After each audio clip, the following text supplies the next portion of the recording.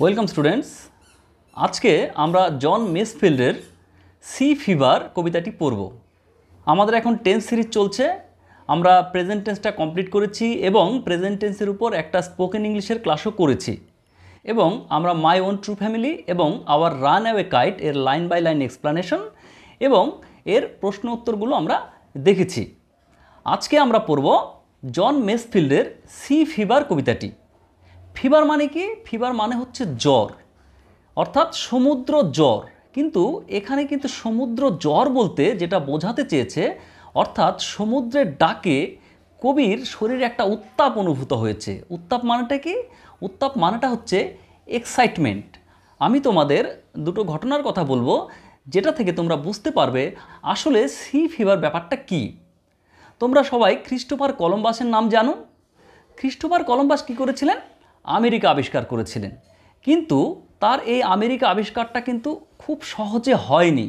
তাকে সমুদ্র ডাকতো। তাই সেই সমুদ্রের ডাকে তিনি সাড়া দিয়ে তিনি তিনটে জাহাজ, একটার নাম হচ্ছে পিন্টা, নিনা এবং সেন্টিমেরিয়া, এই তিনটি জাহাজ নিয়ে তিনি সমুদ্রে ভেসে পড়েন। সি ভয়েস, অর্থাৎ তার মধ্যে সমুদ্রকে আবিষ্কার করার একটা নেশা চেপে বসে এবং তিনি কয়েক মাস ধরে শুধু সমুদ্রে ভেসে বেড়ান। কেন? আবিষ্কারের নেশায়। তার যে সহযাত্রীরা ছিল একসময় তার প্রতি বিরক্ত হয়ে তাকে মেরে ফেলার চক্রান্তও করেছিল, কিন্তু তিনি কোনো কিছুতেই দমে যাননি এবং অবশেষে তিনি আমেরিকা আবিষ্কার করেন। তার এই যে সমুদ্র যাত্রার নেশা, যে নেশা তাকে ঘুমোতে দেয়নি, তাকে স্থির থাকতে দেয়নি, এটা হচ্ছে সি ফিভার। আরেকটা ঘটনা আমি বলবো। তোমরা হোমারের লেখা ইলিয়াড এবং ওডিসির নাম শুনেছ। ওডিসি গল্পের যে নায়ক তার নাম হচ্ছে ওডিসিয়াস এবং সে ইউলিসিস নামেও পরিচিত। টেনিসন একটা কবিতা লিখেছেন, সেই কবিতাটার নামও ছিল ইউলিসিস। সেখানে আমরা দেখতে পাই যে ইউলিসিস 10 বছর ধরে তিনি সমুদ্রে বিভিন্ন অবস্থার সম্মুখীন হন। কখনো খুব প্রতিকূল অবস্থা, ঝড় ঝঞ্ঝা, দৈত্য, আবার কখনো তিনি কোথাও কোথাও সাদরে আমন্ত্রিত হন এবং তিনি বিভিন্ন জায়গায় বিভিন্ন ধরনের মানুষের সাথে পরিচিত হন, তাদের কালচার দেখেন এবং প্রচুর জ্ঞান আরোহণ করেন। এবং 10 বছর সমুদ্রে কাটানোর পর তিনি প্রথমে 10 বছর ট্রয়ে যুদ্ধ করেছেন, তারপরের 10 বছর সমুদ্রে বিভিন্ন জায়গায় কাটিয়েছেন বিভিন্ন অবস্থার মধ্যে। এবং তারপর যখন তিনি 20 বছর পর তার বাড়িতে ফিরে যান, তখন তিনি বৃদ্ধ হয়ে গেছেন। তখন তিনি বাড়িতে গিয়ে কিন্তু আর স্থির থাকতে পারেন না, আবার তাকে সমুদ্র ডাকে এবং তিনি তার যে ফেলো রোভার ছিলেন, ফেলো রোভার মানে তার যে সহ নাবিক ছিলেন, তার যে সহকর্মী নাবিকরা ছিলেন, তাদেরকে আবার উদ্বুদ্ধ করেন যে আমরা বৃদ্ধ হয়ে গেছি, কিন্তু আমাদের মধ্যে সেই জানার আগ্রহ, আমাদের মধ্যে যে না দেখাকে দেখার আগ্রহ, না জানাকে জানার আগ্রহ, সেটা এখনও রয়েছে। তাই চলো আমরা আবার সমুদ্রে ভেসে পড়ি। এটা হচ্ছে সি ফিভার। তাহলে তোমরা বুঝতে পারলে সি ফিভার কী জিনিস। মেসফিল্ড তার জীবনের অভিজ্ঞতা থেকে এই কবিতাটা লিখেছেন। তিনিও সমুদ্রে অনেক সময় ভেসে বেরিয়েছেন এবং তার মনের ভিতর সমুদ্রকে জানার, সমুদ্রকে দেখার যে স্পৃহা, যে অদম্য ইচ্ছা, যে ব্যাকুলতা তিনি অনুভব করেছেন, সেটা তিনি এই কবিতাটার মধ্যে লিখেছেন। এবার আমরা জন এডওয়ার্ড মেসফিল্ড সম্বন্ধে দুটো কথা জেনে নেই। জন এডওয়ার্ড মেসফিল্ড 1878 খ্রিস্টাব্দে জন্মগ্রহণ করেন এবং 1967 সালে মারা যান। এবং তিনি ব্রিটিশ যুক্তরাজ্যের রাজকবি ছিলেন।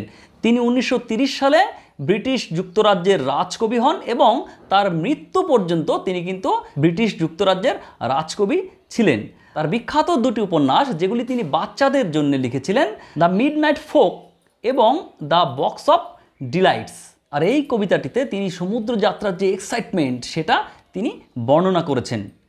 কবিতাটা যখন আমরা পড়ব দেখব এর মধ্যে একটা মিউজিক্যাল রিদম রয়েছে। এর রাইম স্ক্রিমটা এমন মনে হচ্ছে যেন একটা মিউজিক খেলে যাচ্ছে। তাহলে চলো আমরা কবিতাটা পড়ছি এবং এর লাইন বাই লাইন এক্সপ্লানেশন দেখছি। কবিতাটিতে 3টি স্ট্যাঞ্জা রয়েছে এবং প্রতিটি স্ট্যাঞ্জায় 4টি করে লাইন রয়েছে এবং প্রতিটি কাপলেট অর্থাৎ প্রতি দুটো লাইন, প্রথম লাইনটি পরের লাইনের সঙ্গে রাইমের মিল রয়েছে, অর্থাৎ ছন্দবদ্ধ হয়েছে। তাহলে চলো কবিতাটি পড়ছি। I must go down to the seas again, to the lonely sea and the sky, and all I ask is a tall ship and a star to steer her by, and the wheels kick and the wind song and the white sails shaking, and a grey mist on the sea's face and a grey dawn breaking. অর্থাৎ কবি বলেছে I must go down to the seas again. আমি আবার সমুদ্র যাত্রায় যাব। অর্থাৎ কবি এর আগেও সমুদ্র যাত্রায় গিয়েছিলেন। কোথায় গিয়েছিলেন? To the lonely sea and the sky. যখন কবি সমুদ্র যাত্রা করবেন, হয়তো তার আশেপাশে আর অন্য কোনো জাহাজ বা অন্য কোনো নৌকা থাকবে না, তখন সমুদ্রের মাঝে সে শুধু একা থাকবেন। তাই বলেছেন যে টু দ্য লনলি সি, একাকী সমুদ্র, তার সঙ্গে আর অন্য কোনো সঙ্গী জাহাজ বা নৌকা নেই। অ্যান্ড দ্য স্কাই, এবং উপরের আকাশটিও একাকী। তাই বলছে to the lonely sea and the sky and all I ask is a tall ship. এবং সে কী চেয়েছেন? একটা লম্বা জাহাজ, যে জাহাজটি হবে শক্তিশালী, যে জাহাজটি হবে বড়, যে জাহাজ নিয়ে তিনি অনেক দূর পর্যন্ত যেতে পারবেন। তাই চেয়েছেন, কি চেয়েছেন? All I ask is a tall ship, একটা লম্বা জাহাজ, and a star to steer her by. এবং কী চেয়েছেন? একটা স্টার, একটা তারা। আগের দিনের জাহাজগুলো রাতের বেলায় ধ্রুব তারাকে লক্ষ্য করে তারা তাদের দিক ঠিক রাখত এবং তারা গন্তব্যের দিকে এগিয়ে যেত। তাই a star to steer her by, steer মানে হচ্ছে তার যে হাল, নৌকার হালটাকে ধরে রাখবে কে? ওই তারাটা, অর্থাৎ যে এই দিকে তোমাকে যেতে হবে। তাই বলছে টু স্টিয়ার হার বাই। এখানে হার বলতে কাকে বোঝানো হয়েছে? এখানে হার বলতে বোঝানো হয়েছে সেই লম্বা জাহাজটিকে। এই জাহাজটিকে এখানে একটা ফিমেল জেন্ডার হিসেবে কবি কল্পনা করেছেন। বলেছেন a star to steer her by, একটা তারা প্রয়োজন যেটা সেই নৌকাটাকে চালনা করার জন্যে সহায়তা করবে। তারপর কি বলেছে? And the wheel's kick. Wheel, wheel কাকে বলা হয়েছে? হুইল হচ্ছে জাহাজ যে চালনা করা হয়, একটা হুইল থাকে, একটা চাকা থাকে, তোমরা স্ক্রিনে দেখতে পাচ্ছ। এই হুইলটার দ্বারা কাপ্তান যে থাকে জাহাজের, তিনি কিন্তু জাহাজটিকে চালনা করেন। যখন তিনি জাহাজটা চালনা করেন তখন অনেক সময় এমন অবস্থার প্রয়োজন হয় সেটাকে খুব জোরে ঘোরানি দিতে হয়, তখন এটাকে বলছে যে wheel's kick and the wind song. যখন জোরে বাতাস বয় তখন কিন্তু সেই স্টিয়ারিংটা, সেই হুইলটাকে ঠিকঠাক মতো চালনা করতে হয়। তাই বলছে দ্য উইন্ড সং, সেই বাতাসের গান।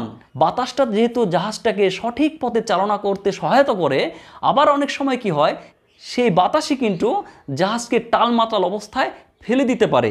এখানে বলেছে উইন্ড সং, বাতাসের গান। অর্থাৎ বাতাসের গান, সেই বাতাসটা জাহাজটাকে সঠিক পথে চালনা করতে সহায়তা করছে এবং কবি এটাকে পছন্দ করেছেন। এই জন্য বলছে যে wind song and the white sails shaking. এবং কি হয়েছে?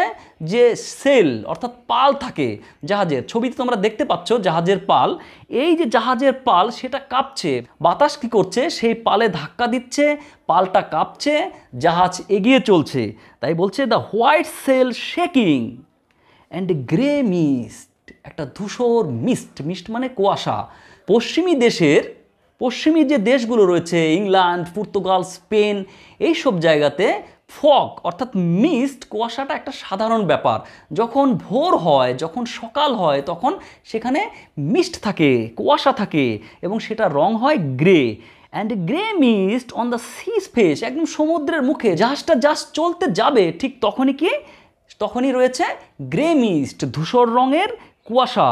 অ্যান্ড গ্রে ডন ব্রেকিং, ডন মানে হচ্ছে উষাকাল, সূর্য ওঠার ঠিক আগের মুহূর্তটাকে বলা হয়েছে ডন। তাহলে গ্রে ডন ব্রেকিং, যেহেতু সেই সমুদ্রটা গ্রে মিস্ট অর্থাৎ ধূসর কুয়াশায় ঢাকা রয়েছে এবং সকাল হচ্ছে, তাই কবি বলেছেন and a grey dawn breaking, অর্থাৎ একটা ধূসর সকাল, ধূসর উষা হতে যাচ্ছে। এবার দ্বিতীয় প্যারাটা দেখো। I must go down to the seas again, for the call of the running tide is a wild call and a clear call that may not be denied. And all I ask is a windy day with the white clouds flying, and the flung spray and the blown spume and the seagulls crying. তাহলে বলছে I must go down to the seas again। দেখো সেই প্রথম লাইনটা আবার emphasise করেছে, আবার জোর দিয়ে বলেছে। এটার দ্বারা কবি বোঝাতে চেয়েছেন যে তিনি সমুদ্র যাত্রায় যাবেনই, তার যে লঙ্গিং, তার যে একটা স্পৃহা, তার যে অদম্য একটা ইচ্ছা, সেটাকে বোঝাতে চেয়েছেন যে I must go down to the seas again for the call of the running tide. কিসের ডাকে? সেই রানিং টাইড, সেই চলমান যে স্রোত তার ডাকে। বাংলাতে একটা গান রয়েছে না, তোমরা শুনেছ, যে ডাকছে আকাশ, ডাকছে বাতাস, ডাকছে মাঠের সবুজ ঘাস। সেই যে ডাক, সেই প্রকৃতির যে ডাক, যেটাকে আমরা ডিনাই করতে পারি না। অনেক সময় এমন হয় যে আমাদের বন্ধুরা যদি আমাদের কাউকে কোনোভাবে কোনো কারণে ডাকে, সেই ডাকটাকে আমরা উপেক্ষা করতে পারি না, আমরা চলে যাই। হয়তো আমাদের যাওয়ার ইচ্ছা নেই, কিন্তু তবুও আমরা চলে যাই। ঠিক একই রকমভাবে এই যে রানিং টাইড, যে সমুদ্রের যে রানিং যে স্রোত, সেটা যখন কবিকে ডাকছে, কবি সেটাকে কি করতে পারছে? সেটাকে ডিনাই করতে পারছে না। বলছে ইজ এ ওয়াইল্ড কল, একটা বন্য ডাক, যে ডাকটা আমাকে পাগল করে তোলে, আমাকে উন্মত্ত করে তোলে। অ্যান্ড এ ক্লিয়ার কল, এবং পরিষ্কার ডাক, এবং একটা ক্লিয়ার কল, যে ডাকটাকে আমি কোনোভাবেই উপেক্ষা করতে পারি না, আমাকে যেতেই হবে, এমন একটা পরিস্থিতি সৃষ্টি হয়। বলছে that may not be denied, যেটাকে ডিনাই করা যায় না, যেটাকে অস্বীকার করা যায় না।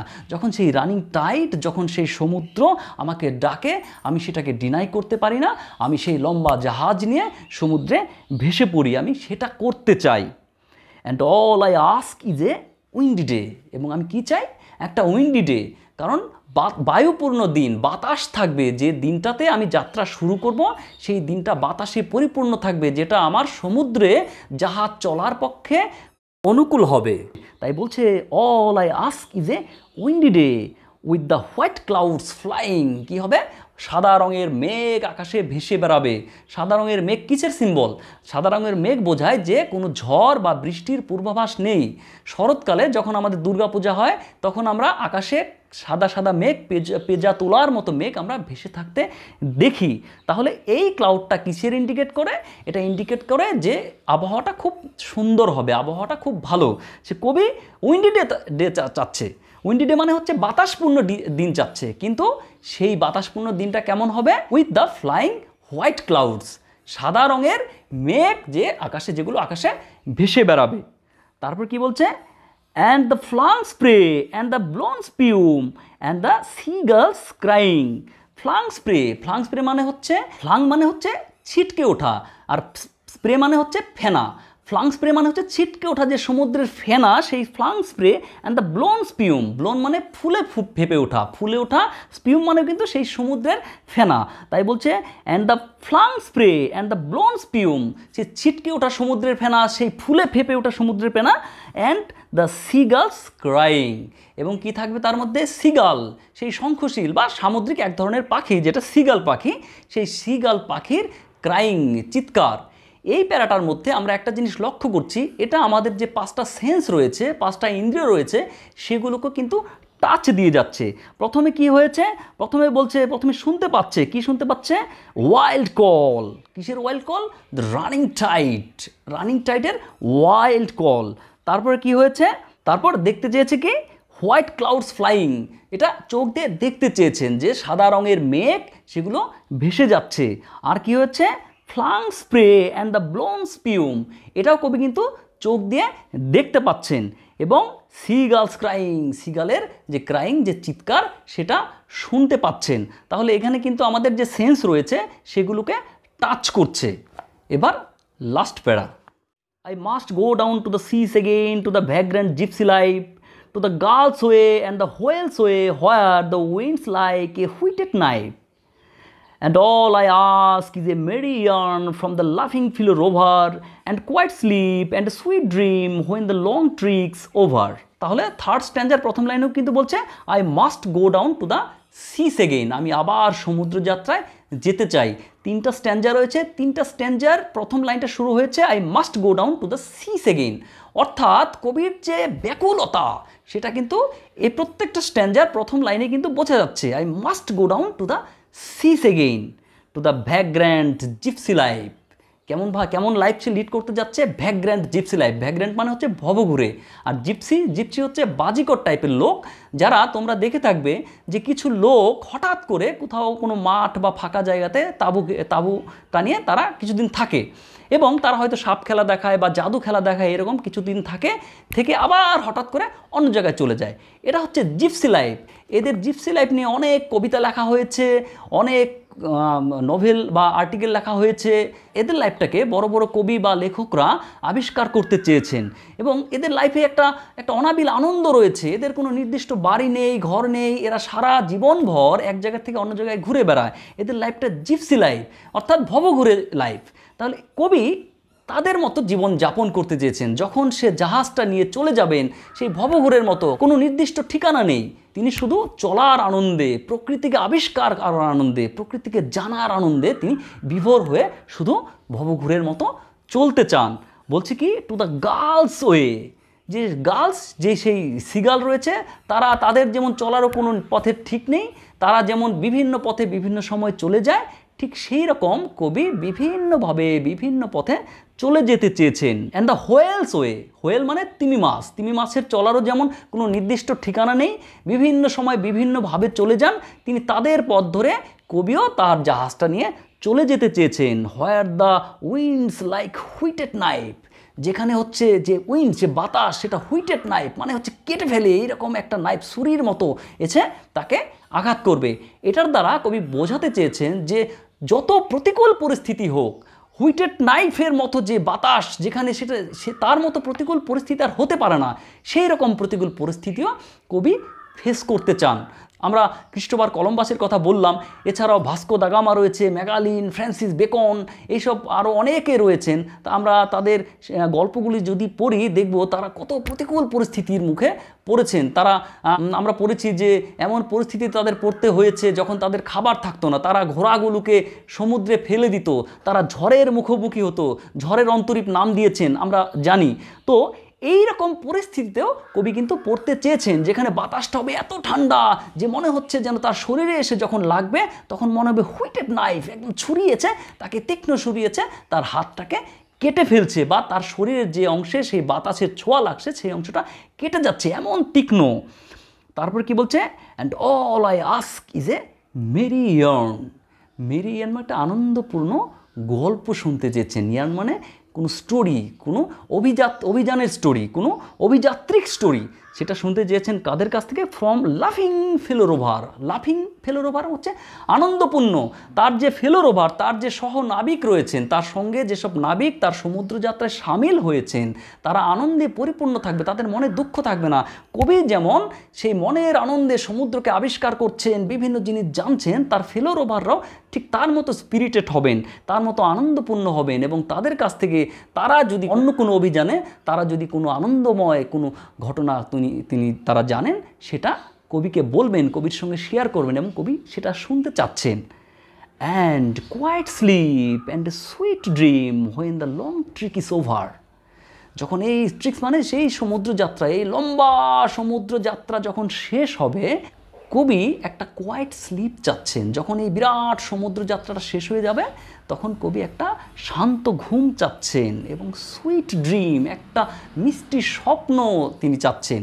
মানে তিনি তার জীবনে অনেক চড়াই উতরাই, অনেক প্রতিকূল পরিস্থিতিতে পড়তে চান, কিন্তু তার যাত্রার শেষে যখন তিনি এসে থামবেন তখন তার যেন জীবনটা হয় শান্তিতে, তিনি যেন একটা শান্তির ঘুম দিতে পারেন, এবং সেই শান্তির ঘুমের মধ্যে একটা মধুর স্বপ্ন দেখতে পারেন। এবার আমরা কবির এই জার্নিটিকে কিন্তু আমরা আমাদের জীবনের সাথেও তুলনা করতে পারি। আমাদের জীবনে অনেক চড়াই উতরাই থাকতে পারে, অনেক কঠিন পরিস্থিতি থাকতে পারে, এবং সেগুলোকে আমাদেরকে হাসি মুখে নিতে হবে, সেগুলোকে আমাদেরকে একটা অ্যাডভেঞ্চার, যে আমাদের জীবনটা হচ্ছে একটা অ্যাডভেঞ্চারাস লাইফ, এবং এই অ্যাডভেঞ্চারের শেষে যেন আমাদের জীবনটা শান্তিপূর্ণ হয়।